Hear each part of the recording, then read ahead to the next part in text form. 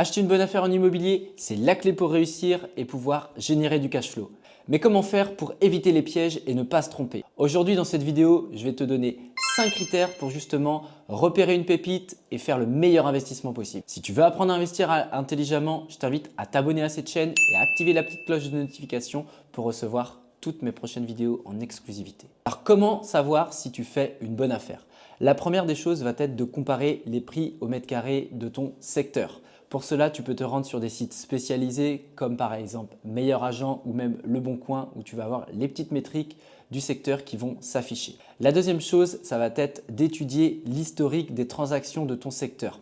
Pour cela, tu as par exemple 2 sites sur lesquels tu vas pouvoir te rendre qui vont te donner des données ultra intéressantes. Tu as le site DVF Etalab, le site du gouvernement où à partir de ton adresse, tu vas pouvoir pareil traquer les différentes transactions des années précédentes. Et tu as également maintenant le site Papersimo qui est également très bien fait sur lequel tu vas pouvoir pareil retracer un petit peu les historiques de vente de ton quartier. Enfin, la troisième méthode pour être sûr de faire une bonne affaire va être bien sûr de négocier intelligemment ton bien. Identifie des leviers de négociation. Est-ce que le vendeur est pressé parce qu'il divorce, parce que c'est une séparation, parce que c'est un déménagement, parce qu'il doit être muté, enfin que sais-je, une succession. Essaye de comprendre quelle est sa psychologie de vente pour pouvoir justement activer des leviers et pouvoir faire baisser ton prix au maximum. Alors la deuxième règle à respecter va forcément être l'emplacement. On dit qu'en immobilier, il y a 3 règles à respecter.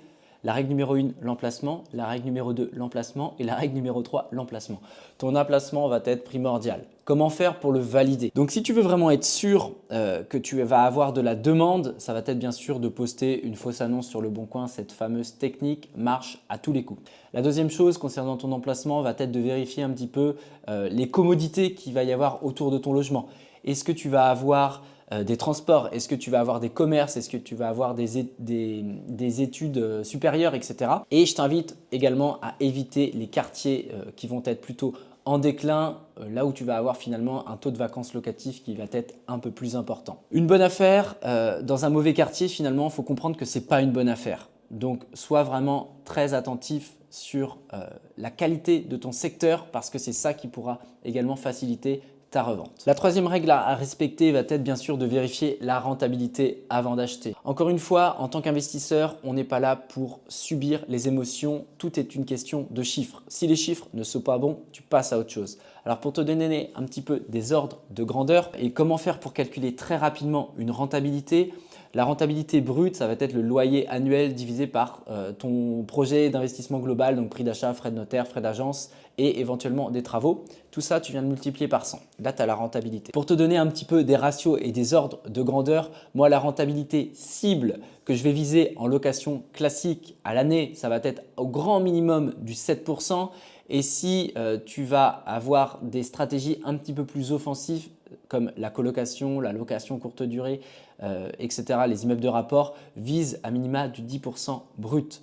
Si tes chiffres ne sont pas bons, tu passes à autre chose. Quatrième critère va être bien sûr de vérifier l'état du bien et les éventuels travaux qui sont cachés. Il y a beaucoup d'erreurs qui viennent du fait qu'il y a des travaux qui sont sous-estimés. J'en ai moi-même fait les frais à mon démarrage ou dans ma carrière d'investisseur où je suis passé à côté d'une toiture que j'ai dû intégralement changer et qui n'était pas prévue initialement au budget. Donc ça, j'en ai parlé longuement dans mon podcast. Tu pourras retrouver un petit peu tout ça si tu veux en savoir plus sur cette histoire. Avant d'acheter, vérifie bien toute la partie gros œuvre. C'est ce qui va te coûter le plus cher, notamment si tu investis sur un immeuble de rapport. Donc le gros œuvre, c'est quoi? C'est toute la partie toiture. Est-ce que la charpente est en bon état? Vérifie qu'il n'y a pas d'infiltration, qu'il n'y a pas de fuite. Sur la façade et l'aspect structurel, pareil. Est-ce qu'il y a des fissures? Si oui, de quel ordre elles sont. En cas de doute, tu fais venir un expert. Encore une fois, ce genre de travaux peuvent vraiment coûter très cher. Donc, anticipe un maximum les choses.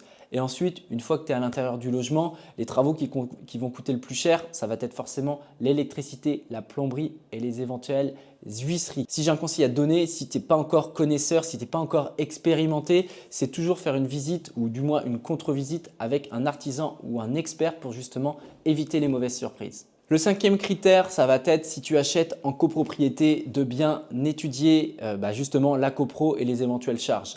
Un superbe appartement avec des charges excessives, c'est une fausse bonne affaire. Qu'est-ce qu'on vient vérifier finalement dans une copropriété. On va bien sûr vérifier les derniers PV d'assemblée générale.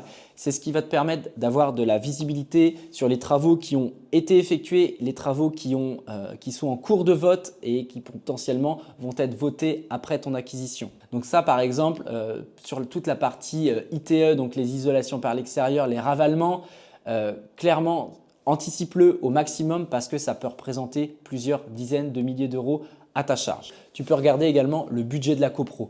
Est-ce que c'est une copro endettée? Est-ce que c'est une copro qui a une gestion de finances qui va être saine? Pour moi, c'est des choses importantes. Pour cela, tu peux demander ce qu'on appelle un prêt état daté. Et enfin, au niveau de la copro, ça va être forcément les charges mensuelles.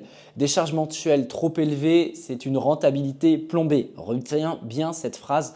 Des charges mensuelles trop élevées, c'est une rentabilité qui va être plombée.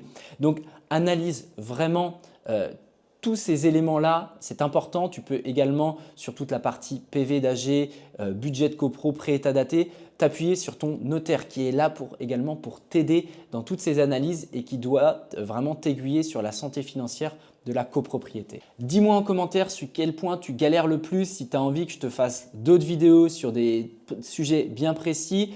Et tu peux également retrouver tous mes conseils et tous mes accompagnements dans la barre de description qui est juste en dessous. Je te dis à très vite dans une prochaine vidéo. Porte-toi bien. Ciao, ciao.